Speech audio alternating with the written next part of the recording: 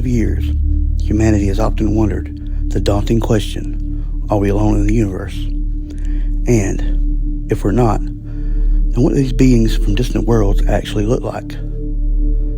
Well, if you watch this video to the very end, I'm going to show you what I believe to be actual footage of an extraterrestrial being in real time. Truly, it's hard to believe that out of all the trillions of stars and planets in our vicinity alone, that we are the only sentient beings around. It's my belief that the Bible explains the reality of this question all throughout its context. While it is very clear that angels, which are celestial beings of an elder race, have an appearance like that of humans, the Bible never really goes into much detail about the appearance of the fallen angels. However, I believe that this word angel is a very general description of many different species. And just like humans, there are good ones and there are bad ones. So let's look at what I believe to be actual footage of a fallen angel, or what is also known as an alien or an extraterrestrial. But I have to warn you, this clip is very creepy and is not intended for younger audiences. Viewer discretion is advised.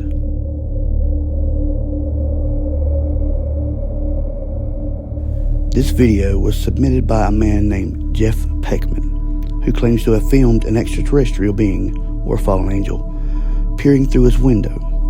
But it's not the video that makes me believe that this is not a hoax.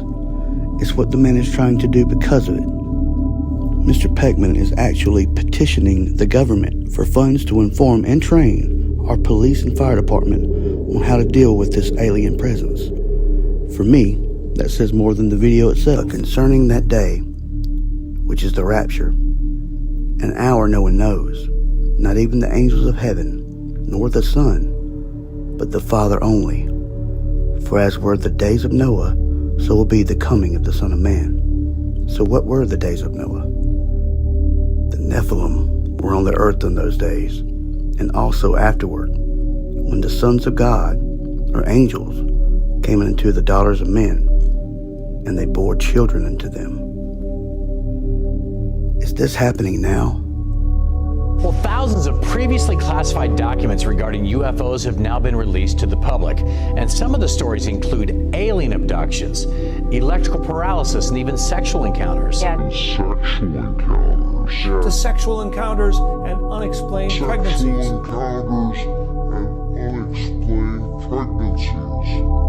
The coming of the lawless one is by activity of Satan, with all power in false signs and wonders, and with all wicked deception, for those who are perishing because they refuse to love the truth and so be saved. Therefore God sends them a strong delusion, so that they may believe what is false, in order that they may be condemned who did not believe in the truth. This is what theologians call the coming deception. Is the UFO and alien abduction phenomena part of the coming deception? Are we now in the days of Noah, in which the Lord saw that the wickedness of man was great in the earth, and that every intention of thoughts of his heart were only evil continually, and the Lord regretted that he made man on the earth, and it grieved him to his heart. Is this the days of Noah? Are we now seeing the coming deception? That's not a plane. It's so red and white, and bright and dim, and there it is right there. That's it. Okay.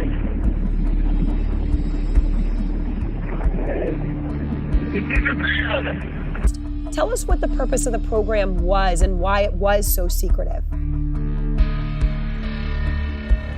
Identify those things that we see, whether we see them electro-optically, we see them with radar, we see them as eyewitness reports,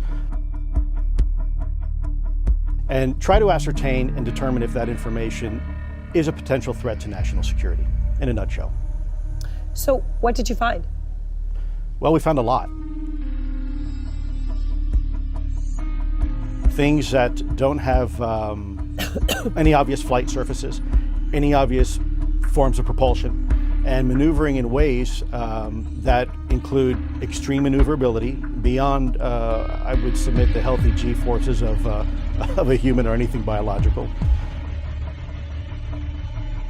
Hypersonic velocities, low observability, positive lift, again, seemingly defying the laws of aerodynamics.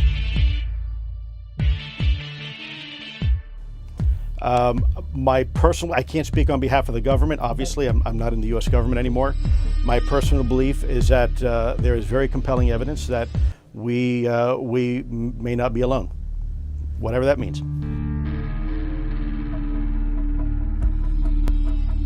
Starting at an early age, I have had countless paranormal or supernatural experiences, but the ones that intrigued me the most were those of unexplained lights in the sky, because I had no reference for these experiences to compare them to.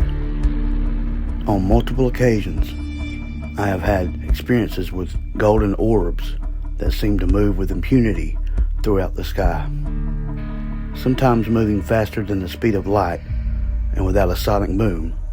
These lights move around like gravity doesn't faze them a bit. However, obviously intelligently controlled, these lights never looked to be craft, but more like playful animals moving about in the night sky.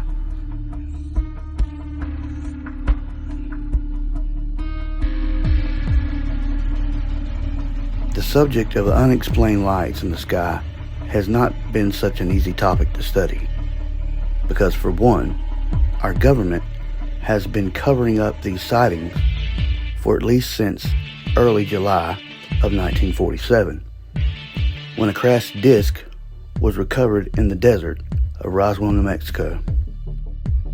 Since then, there's been entire governmental agencies dedicated to feeding the public disinformation to defer attention away from this incident and related topics.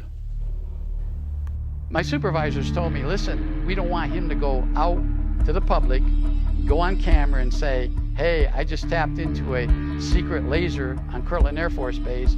Obviously, we can't have that happen. So all I had to do was say, well, you know what, Paul? Maybe what you did see was UFOs.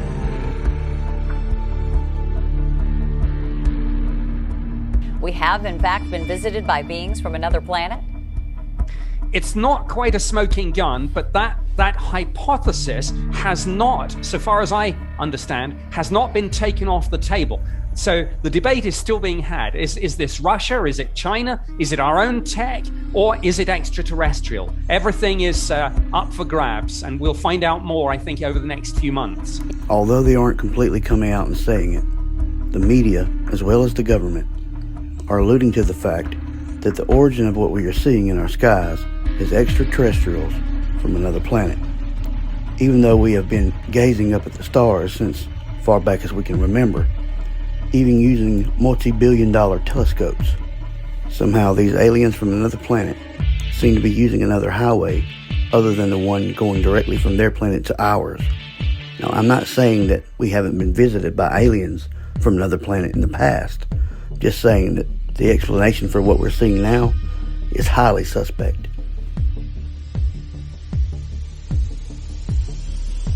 They're concerned about the malevolence of certain human groups, and they are attempting to interfere or intervene in our evolution at this point in order to bring us to a point where we won't destroy ourselves because they're afraid that we might do that. From Hollywood blockbusters to independent documentaries, the agenda that is widely accepted to be true is that these beings are our planetary brothers and sisters just trying to look out for us by making sure that we don't kill ourselves and the environment with our nuclear weapons. Although this theory sounds good, it's obvious that what is actually going on here is way more sinister.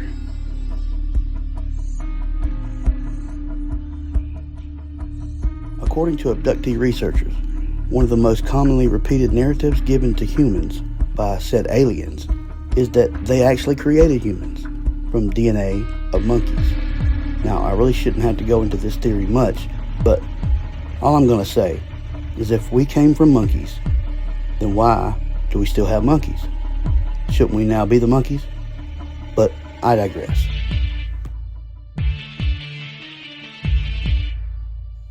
In order to understand the truth, we have to understand where to look for the truth. For sure, you can't find it in the internet, and you can't find it in history books. And no, you can't even find it on YouTube. The only place that you can get the truth 100% of the time is by a divinely inspired document called the Holy Bible. Now, I can give you examples of why this book is truly divinely inspired, but I'm not going to in this video. However, the stories and historical events in this document have never been disproved scientifically, and they never will. Now, let's look at what the Book of Truth has to say about this phenomenon. First, it's important to understand who and what our enemy is. We all know that Lucifer is an angel, which is a celestial being of light, and is interestingly referred to as the morning star, or the shining one. How you have fallen from heaven, morning star, son of the dawn. You have been cast down to earth, you who once laid low the nations. I will put enmity between you, Satan, and the woman, the humans, and between your offspring and her offspring. Now you may be wondering what the offspring of the serpent is. The Nephilim were on the earth in those days, and also afterwards, when the sons of God, or angels, came into the daughters of men, and they bore children to them. The Nephilim are the offspring of the serpent. It's also important to realize this verse in Genesis was written in the time frame of Noah, but we will get to that a little later. So they will mix with one another in marriage, but they will not hold together, just as iron does not mix with clay. Here the term iron and clay are referring to two types of flesh. I believe that this is speaking of angelic flesh and human flesh. The sole purpose of fallen angels having children with the humans is to destroy the bloodline of our Messiah, so that humans could not be saved. Many times when the Bible refers to angels, it speaks of them as beings of intense light, like a star. Or in the case of the prophet Ezekiel, a wheel inside of a wheel.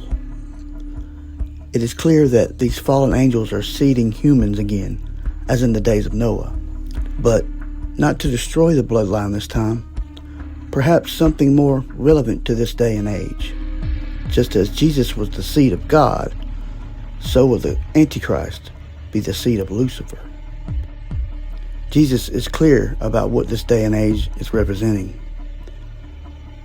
For as were the days of Noah, so will be the coming of the Son of Man.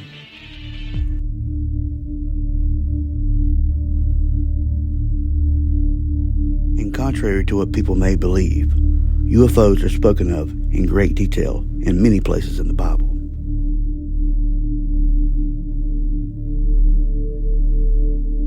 One of the most famous contact experiences was that of Ezekiel in the book of Ezekiel, chapter 1, verse 15, when he says, "Now as I looked at the living beings, behold, there was one wheel on the ground beside the living beings, for each of the four of them." Here, Ezekiel has an encounter with four angels of the Lord, in which he begins to describe what he sees as wheels beside the angels. Keep in mind that in Ezekiel's day and age, they didn't have words like flying saucer or flying disc or spaceships or anything like that.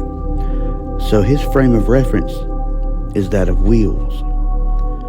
Then he says, "The appearance of the wheels and their workmanship was like sparkling topaz or gold, and all four of them had the same form. Their appearance and workmanship were as if one wheel were inside of another. Whenever they moved in any of the four directions without turning as they moved. As for their rims, they were high and awesome, and the rims of all four of them were covered with eyes all around. Again, Ezekiel's frame of reference in this time for a cockpit and portals were rims and eyes. Although Ezekiel doesn't say anything about little green men, he does say that the spirit of the four angels were inside of the wheels.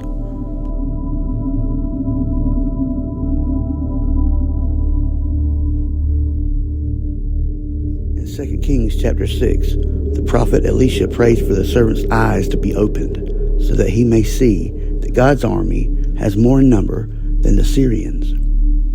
O Lord, open his eyes that he may see. So the Lord opened the eyes of the young man, and he says, And behold, the mountain was full of horses and chariots of fire all around Elisha. In Elisha's day, they didn't have words like orbs or craft, as they often call them today. His frame of reference for describing these angels and their appearance was flaming horses and chariots, because a horse and chariot were the only vehicle they had any reference of.